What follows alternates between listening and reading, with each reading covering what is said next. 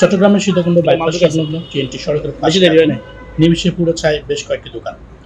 প্রত্যক্ষদর্শীদের মতে অবৈধভাবে তেল বেচাকেনা করা একটি দোকানে তেল আনলোড করার সময় একটি তেলের বাউচার হতে রাত 11:30টায় এই আগুনের সূত্রপাত। নিমিষে চারদিকে তা ছড়িয়ে পড়ে। পাশে থাকা চায়ের দোকান, ফার্নিচার দোকান এবং জুটের দোকান সহ ক্রমশ ছড়াতে থাকে আগুন।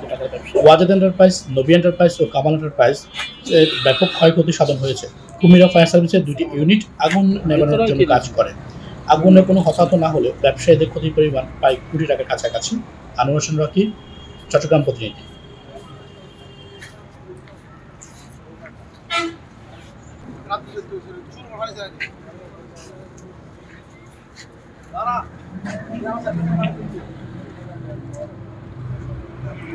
মুখ্যকর্মী আছে না গেছে